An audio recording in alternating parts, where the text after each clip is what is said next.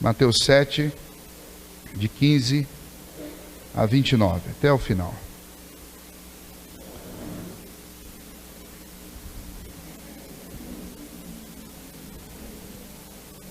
Acautelai-vos dos falsos profetas, que se vos apresentam disfarçados em ovelhas, mas por dentro são lobos roubadores.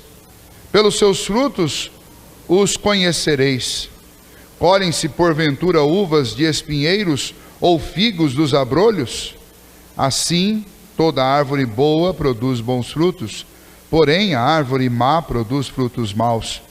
Não pode a árvore boa produzir frutos maus, nem a árvore má produzir frutos bons. Toda árvore que não produz bom fruto é cortada e lançada ao fogo. Assim, pois, pelos seus frutos os conhecereis. Nem todo o que me diz Senhor, Senhor, entrará no reino dos céus, mas aquele que faz a vontade de meu Pai, que está nos céus. Muitos naquele dia hão de dizer: Senhor, Senhor, porventura não temos nós profetizado em teu nome, e em teu nome não expelimos demônio, e em teu nome não fizemos muitos milagres? Então lhes direi explicitamente: nunca vos conheci. Apartai-vos de mim, os que praticais a iniquidade. Todo aquele, pois, que ouve estas minhas palavras e as pratica, será comparado a um homem imprudente que edificou a sua casa sobre a rocha. E caiu a chuva, transbordaram os rios, sopraram os ventos e deram com ímpeto contra aquela casa, que não caiu, porque fora edificado sobre a rocha. E todo aquele que ouve estas minhas palavras e não as pratica, será comparado a um homem insensato, que edificou a sua casa sobre a areia.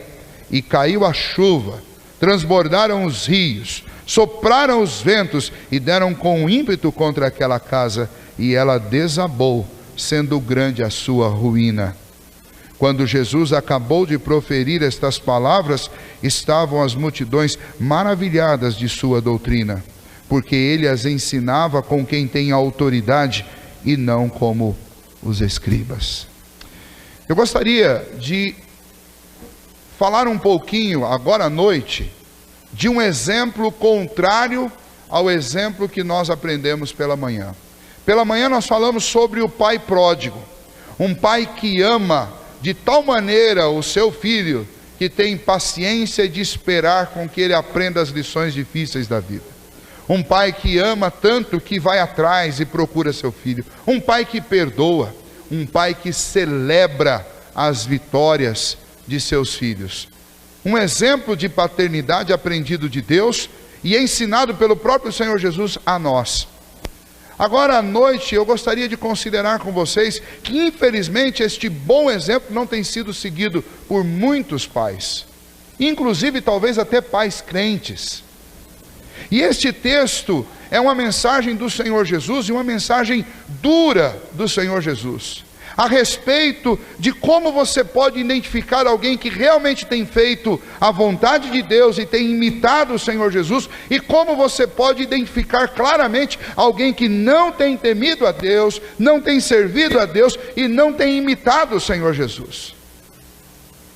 E então, considerando isso em termos de paternidade, e especialmente de uma paternidade que reflita a paternidade de Deus, nós estamos diante de um texto que nos ajuda a provar nossa própria paternidade, para descobrirmos no que temos falhado. E esse texto também automaticamente nos apontará o caminho para consertarmos aquilo que não está bom. Nós vivemos numa época difícil. Os sinais da degradação e da desintegração da família, eles estão por todos os lados. Nós não precisamos procurar muito. Ao redor de cada um de nós, no nosso bairro, no nosso quarteirão, ou na sua própria família, na nossa família, entre os nossos amigos, os nossos companheiros de trabalho, com toda a certeza do mundo, você tem um conhecido ou uma conhecida que está passando ou já passou por um divórcio.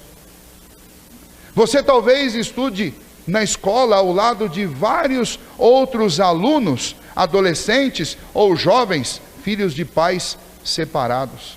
As estatísticas a respeito do divórcio, elas têm chegado a números que são alarmantes.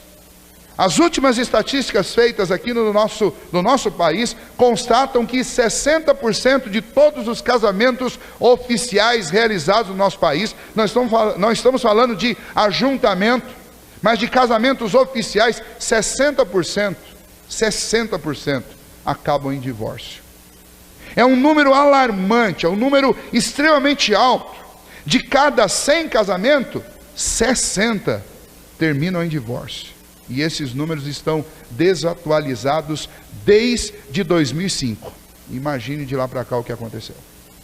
Infelizmente, a infidelidade conjugal está se tornando uma epidemia. Em 2001 foi feita uma estatística sobre isso, e nessa estatística se constatou que dentro dos casamentos que ainda não foram destruídos, 75% dos homens foram infiéis. E por incrível que pareça, 63%, um número não muito menor, das mulheres também foram. Isso é muito triste.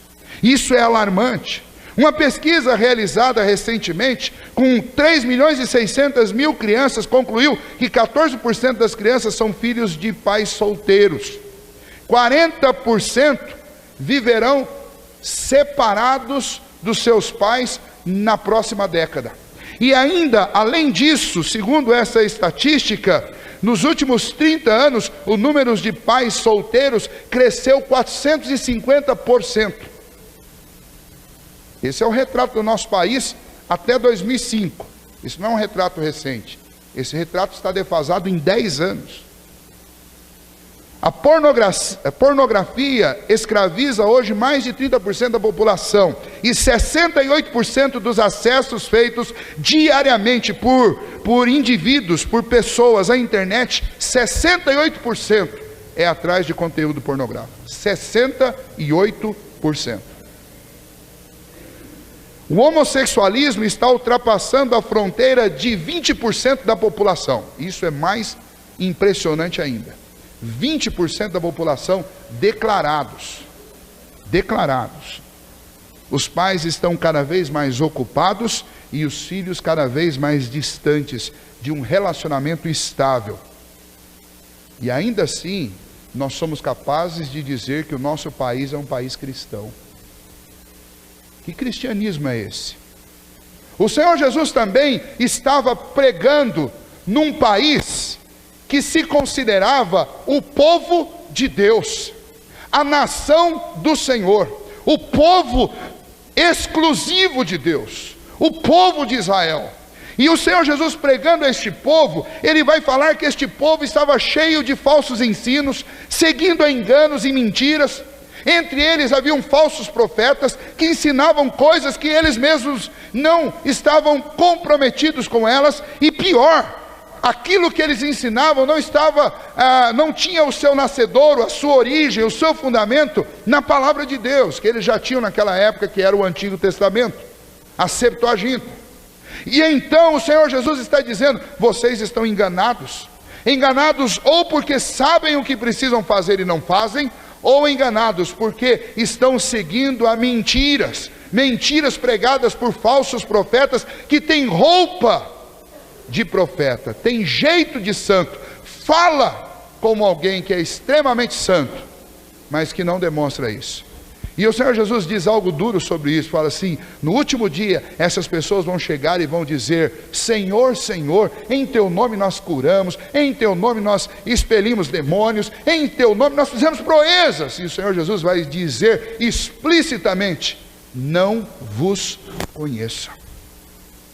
E então o Senhor Jesus propõe uma parábola dizendo o seguinte: olha, se você ouve as minhas palavras e as pratica, você é como um homem que constrói uma casa sobre a rocha. E vindo uma grande tempestade sobre esta casa resiste, porque ela está fixada sobre um fundamento firme, sólido. Aquele que ouve as minhas palavras e não as pratica, é como um louco, um nécio, que constrói uma casa sobre a areia. A mesma chuva e a mesma tempestade vem sobre esta casa, porém essa casa, ela vai ser derrubada, ela vai ser estraçalhada pela chuva, porque ela não tem um embasamento, uma fundação forte. E o Senhor Jesus vai dizer: esse é aquele que ouve as minhas palavras e não as pratica. Então a mensagem desta noite é uma mensagem muito simples.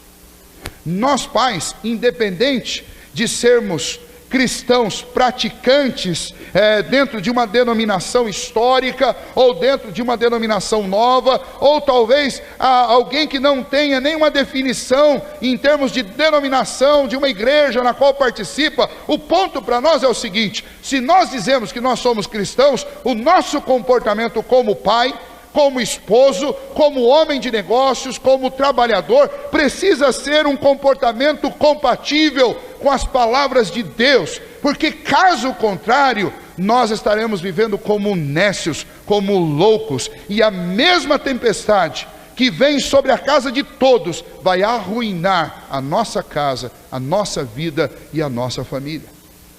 E eu quero usar um exemplo lá do Antigo Testamento, para afirmar o quanto isso pode ser danoso para a nossa vida. Lá no Antigo Testamento, se você abrir a palavra do Senhor no livro de Samuel, no capítulo 2, e ler do capítulo 2 até o capítulo 4, você vai conhecer uma figura, que era a figura do profeta, do sacerdote, o representante de Deus naquela época. O nome dele era Eli. E o sacerdote Eli era um homem que desfrutava de uma reputação incrível. Ele serviu ao Senhor e serviu a nação como sacerdote durante 40 anos. Durante 40 anos da vida, ele viveu de forma exemplar. Ele cuidou da nação, ele cuidou do povo, ele cuidou da vida espiritual do povo. Ele fez tudo o que estava ao seu alcance para que aquele povo recebesse a instrução fiel da palavra do Senhor, recebesse um atendimento pastoral diante das suas dificuldades. Ele também constituiu família, e ele teve filhos, e os filhos dele, por serem filhos de sacerdote, naquela circunstância, embora o ditado para nós hoje é: filho de peixe, peixinho é, e a gente sabe que nem sempre é peixinho, naquela circunstância, quem nascia filho de sacerdote, automaticamente era sacerdote. A família responsável por cuidar das coisas do Senhor era a família dos levitas, e dentro da família dos levitas havia uma ordem sacerdotal, e esta ordem sacerdotal, no máximo, ela poderia passar de uma casa para outra dentro da mesma tribo de Levi, mas não podia passar para os outros filhos. Havia um estado dentro de Israel, que era o estado responsável pela adoração. E Eli, então, automaticamente, treinou os seus filhos, e eles se tornaram também sacerdotes, que serviam junto com Eli. Mas o problema foi que esses sacerdotes, que serviam juntamente com o seu pai, começaram a deturpar tudo aquilo que o pai tinha zelado e tinha resguardado a nação para não fazer. Vou dar alguns exemplos para vocês. Os sacerdotes, por exemplo, eles se alimentavam de parte daquilo que era oferecido pelo povo em sacrifício a Deus, para perdão de pecados ou por gratidão a Deus. Eles se alimentavam de uma parte disso. Lá no final do processo de oferta de sacrifício a Deus, quando chegava no momento final, uma parte de toda aquela carne que era oferecida em holocausto era separado para o profeta, para o sacerdote e sua família. Os filhos de Eli inventaram um negócio bacana. Quando chegava a hora da família oferecer o sacrifício, aquela carne era colocada sobre um altar, ou aquela carne era cozida antecipadamente, e eles arrumaram lá um garfão de 3 pontas, e então eles inventaram o seguinte: nós não vamos esperar até o final do processo para pegar uma parte para nós.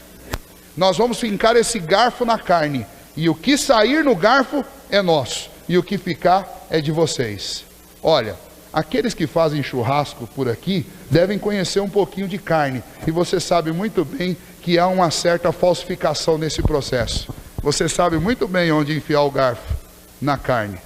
Quando você faz aquela costela bem saborosa na sua casa, você sabe muito bem aonde você vai encontrar a parte mais macia da carne e a parte mais saborosa. Você sabe onde tem mais gordura, onde tem menos gordura. Você sabe quando você chega no açougue o que é músculo e o que é picanha. E então essa família inventou um negócio bacana. Bacana aos olhos deles, Porque foi uma grande falsificação, uma corrupção. E com estas coisas, como alimentos, eles começaram um processo de degradação dentro da própria família do sacerdote. E eles vão terminar isso já bem adultos, se prostituindo com as mulheres que serviam no tabernáculo. E Deus vai denunciar a casa de Eli. E vai denunciar a casa de Eli fazendo uma séria admoestação a Eli. Por quê? Porque aqueles filhos eram daquele jeito, porque Eli não soube educá-los corretamente. Eli era um homem que, embora conhecesse muito a respeito de Deus, tinha tudo para ser um grande pai. Infelizmente ele fracassou por N motivos. Ele fracassou em muitas áreas da vida dele. Ele era um sacerdote e, portanto, ele tinha uma série de responsabilidades junto àquele povo. E infelizmente no processo dele de servir como sacerdote, ele acabou esquecendo da sua família. E nesse processo de se tornar um grande homem de Deus junto àquela nação, ele se tornou um pai ausente, ele se tornou um pai omisso, ele se tornou um pai bonachão. Os filhos faziam as coisas e ao invés dele dizer claramente que estava errado, ele dava risada, ele concordava, ele simplesmente assinava embaixo do que os filhos faziam. Se você ler lá no capítulo 2, versículo 29, você vai ver que ele permitia que eles continuassem praticando coisas erradas e equivocadas lá no serviço do Senhor. Mas não só isso, ele se tornou conivente com o que eles faziam. Ele passou a simplesmente fazer vistas grossas às coisas erradas que os seus filhos estavam fazendo. Um homem que tinha tudo para ser um pai fantástico, mas por sua ausência, por sua omissão, por sua conivência, por ser ele um bonachão, por ser ele passivo diante de tudo que seus filhos faziam, infelizmente a casa dele recebeu uma sentença dura de Deus. Deus disse: o povo vai ser derrotado por sua casa, por causa da sua casa. Os teus filhos serão mortos. E grande tristeza virá sobre esta nação por causa da tua família, por causa do que você tem deixado de fazer com seus filhos. E o resultado foi que esses filhos, especialmente Ofni e Finéias, são os dois nomes, eles entram numa campanha contra os filisteus, numa batalha naquela época, por volta de 1200 a.C., e eles levam a arca do Senhor, que era símbolo da presença de Deus lá em Israel, e eles são derrotados. Os dois são assassinados no campo de batalha, a arca do Senhor é roubada, e então, quando trazem a notícia para Eli, Eli está sentado numa cadeira, ele se assusta com a notícia, cai, quebra o pescoço. E a sua nora, que estava grávida, vendo aquilo tudo, dá à luz a um filho, e põe um nome neste filho de Icabode, que significa, foi-se a glória do Senhor. Sabe como toda essa tragédia começou? Começou com a ausência do pai em sua casa. Sabe o que isso nos ensina? Nos ensina que nenhum sucesso profissional, nenhum sucesso fora de casa, nenhuma reputação construída ao longo de 40 anos do lado de fora da casa compensa os prejuízos que se tem do lado de dentro, quando nós simplesmente não ouvimos, e se ouvimos, não obedecemos aquilo que a palavra de Deus nos ensina. É disso que Jesus está falando aqui em Mateus, no capítulo 7. Quem ouve as minhas palavras e não as pratica, é um louco que está construindo uma casa sobre a rocha, sobre a areia, perdão. Porque simplesmente sabe o que deve fazer, sabe o que precisa ensinar, sabe dos exemplos que precisa dar, e simplesmente se nega a fazer isso. Eu acredito que não há coisa mais triste para a vida de uma pessoa do que saber o que precisa ser feito e não fazer. E eu gostaria de, nesta noite, encerrar estas palavras e estes trabalhos em comemoração ao Dia dos Pais, me dirigindo de uma forma muito sincera a você que é pai. Nós vivemos numa época que, diferente da época em que os nossos pais foram criados por nossos avós, que a palavra do pai era a palavra final dentro de casa, nós vivemos num tempo que a palavra do filho é a palavra final dentro das casas. Os pais, por serem ausentes, os pais, por serem omissos, os pais, por serem coniventes, se sentem reféns de seus filhos, que têm todo o direito de cobrar a presença, que têm todo o direito de cobrar do pai atenção. E então, quando nós deixamos de dar a presença e a atenção e o carinho que nós deveríamos dar, nós simplesmente nos tornamos reféns de filhos que não têm ainda condição de saber o que é bom para eles. Mas como nós nos tornamos reféns, nós fazemos o que eles querem e assinamos embaixo daquilo que eles fazem. E infelizmente nós estamos criando filhos cegos para o dia da calamidade, como Eli criou filhos cegos para o dia da calamidade.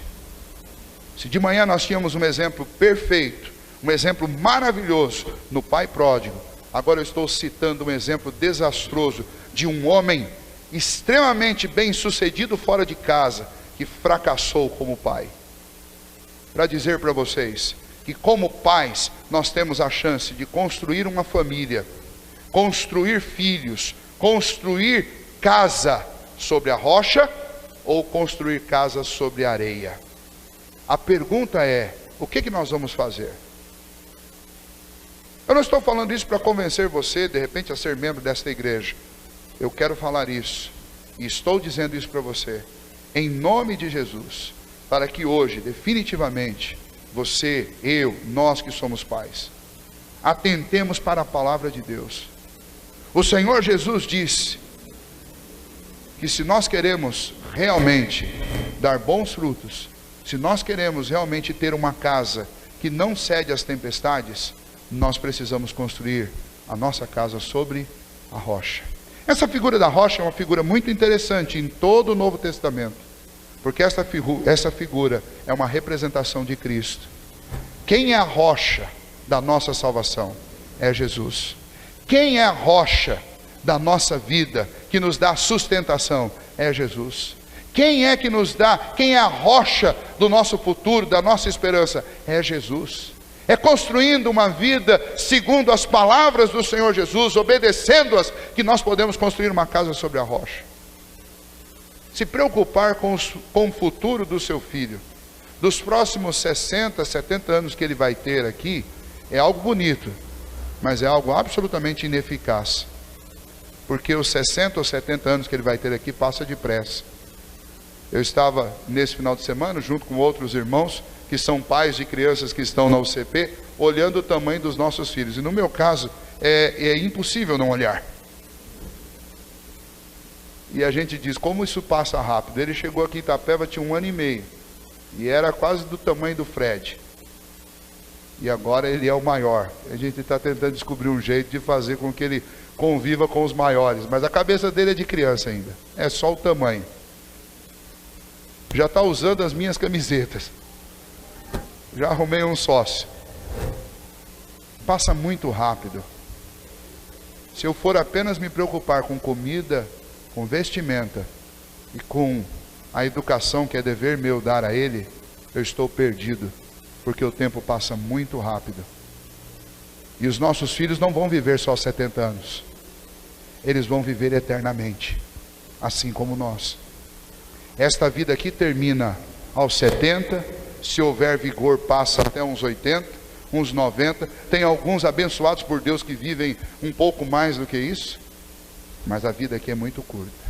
Só que nós viveremos eternamente depois desta vida aqui. E nesta vida eterna só tem um jeito de viver bem: se você estiver construindo sua casa sobre a rocha que é Jesus. Se você não estiver em Cristo, esta vida eterna é um castigo eterno, num lugar que você conhece como inferno. Tem muita gente que diz assim: pastor, inferno? O senhor não conhece a minha casa, o senhor vai ver o que é inferno. A sua casa é o céu, comparado àquilo que a Bíblia diz a respeito do inferno. Então não menospreze aquilo que Deus tem colocado como alerta para a nossa vida. A questão não é o quanto você é um homem honesto, a questão não é o quanto você é um homem de boa reputação, a questão não é o quanto você é bem sucedido, a questão é se a sua vida está ancorada sobre a rocha que é Cristo, ou se você está construindo sua casa sobre a areia. Este é o ponto. Eli sabia a verdade, mas ele não era um exemplo da verdade dentro da casa dele. E infelizmente os seus filhos aprenderam com ele. E como que eles aprenderam com ele? Aprenderam com a ausência dele a serem também ausentes. Aprenderam com a omissão dele a também serem omissos. Aprenderam com a conivência dele a também serem coniventes. Infelizmente, eles aprenderam a serem bonachões também. Aprenderam a fazer vistas grossas ao pecado. Isso pode acontecer com qualquer um. Quando eu estava no seminário, tinha um professor, que vocês conhecem, porque ele vem aqui de vez em quando, reverendo Sebastião. Ele dizia o seguinte: cuidado para que lidando com o sagrado, fazendo referência à Bíblia, fazendo referência à igreja, vocês não se acostumem tanto com o sagrado, que vocês desacralizem o sagrado, passem a achar coisa normal. Isso acontece em todas as profissões ou ofícios. É bem provável que o homem que é, por exemplo, advogado, ele lide tanto com lei, e ele trabalhe tanto com leis, que chega um momento que ele não dá mais importância para as leis. Ele acaba se sentindo acima disso. Aqueles que lidam com a saúde, trabalham tanto com isso, que acabam se sentindo onipotentes, e não dão mais atenção para isso, e acabam morrendo nisso. Aqueles que dirigem tão bem, que chega um dia que para de se preocupar com isso, e aí sofrem acidentes. Então não importa o quanto você é bom no que você faz, o que importa é sobre quais bases você tem vivido. Porque você pode ser muito bom hoje, mas em algum dia desses por aí, você vai se achar tão bom que você não vai prestar mais atenção nos detalhes, e nesse dia você estará a um passo da ruína. A mensagem que eu tenho para trazer para vocês nessa noite é uma mensagem de um único ponto, e o ponto é o que o Senhor Jesus está dizendo: cuidado com a construção que você tem feito. Construa sua casa sobre a rocha, construa a vida dos seus filhos sobre a rocha que é Jesus.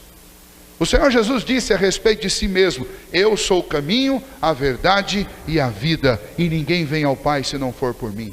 Eu realmente não quero viver todos os dias da minha vida me preocupando com as coisas que são terrenas. Eu não quero gastar todo o meu tempo para tentar garantir o conforto e uma vida boa para o meu filho aqui, porque isso de fato não tem valor. Isso é pequeno e curto demais. Não abra mão da vida do teu filho na eternidade. Nós deveríamos nos preocupar com o bem-estar da nossa família na eternidade. E aí eu vou descobrir que eu não posso garantir a eternidade dos meus filhos, do meu filho, da minha família, mas eu posso fazer o que o Senhor Jesus está dizendo. Eu posso ouvir as suas palavras e eu posso praticá-las. E então o Senhor Jesus está dizendo que eu serei comparado a um construtor que faz uma casa sobre a rocha. Tem muita gente que diz assim: ah, pastor, o senhor está falando isso porque o senhor não passa pelos problemas que eu passo.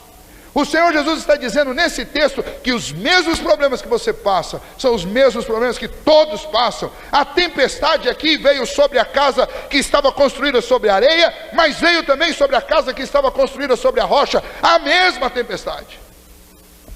Sabe o que isso significa? Significa que eu não vou poder chegar diante de Deus e vai falar e dizer assim: Senhor, eu não criei bem os meus filhos, porque olha a condição em que eu vivia. Mas Jesus vai dizer assim: eu mandei tempestade sobre todo mundo, não foi só sobre a sua casa. A diferença é que os teus pés estavam sobre a areia e outros estavam com os pés sobre a rocha. E então eu quero encerrar este Dia dos Pais dizendo para você o seguinte: Deus nos deu um exemplo de como nós devemos ser pais pródigos. Nós devemos ser pais amorosos, que acreditam no governo de Deus e têm coragem e paciência de deixar Deus ensinar lições difíceis para os nossos filhos. O pai pródigo é aquele que procura os seus filhos.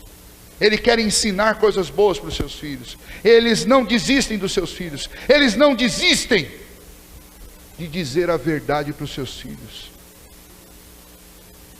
O Senhor quer que nós sejamos pais pródigos, pais que perdoam, pais que celebram as vitórias dos seus filhos. Eu pergunto para você, antes dos dias dos pais, antes do Dia dos Pais, esse que nós celebramos hoje, quando foi a última vez que você celebrou a vitória de um filho seu? Quando foi a última vez que você sentou para comemorar os avanços dele? Nós devemos parar para pensar nisso.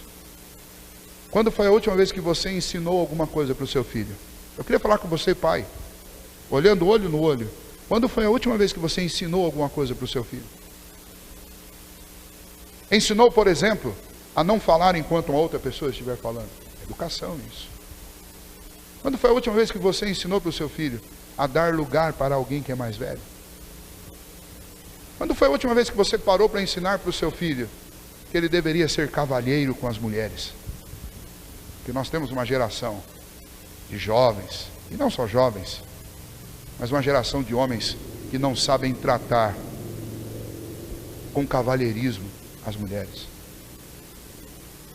Quando foi a última vez que você, pai, gastou um tempo com seu filho para ter uma conversa séria com ele a respeito da vida, a respeito da fé? Pastor, mas eu não sei nada sobre a fé. Então eu aconselho você a vir aprender algo sobre a fé. Quando foi a última vez que você conversou com seu filho? Finalmente, essa é a última pergunta que eu quero fazer.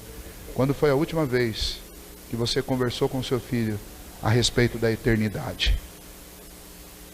Pastor, eu não sei nada sobre a eternidade para falar para o meu filho. Então eu te aconselho que você busque aprender. Porque a vida dele aqui nesta terra é tão curta que a palavra de Deus diz que não passa de um breve pensamento, uma neblina que logo se espalha. Mas a vida real dele é aquela que vai acontecer depois da morte. Esta é a vida eterna. Não adianta nada eu ser um bom pai no que tange as coisas desta vida, se eu não for um bom pai no que tange as coisas da eternidade. O Senhor Jesus disse que os homens sábios constroem a casa sobre a rocha, que é Cristo, e os homens loucos constroem a casa sobre a areia. Que são as coisas deste mundo? Que tipo de pai você é? Eu gostaria muito que nós todos fôssemos pais pródigos, cheios de amor, comprometidos com Deus, sustentados e dependentes de Cristo a cada dia, comprometidos em ensinar para os nossos filhos valores tanto para esta vida quanto para a eternidade. Feche os seus olhos, eu quero orar com você.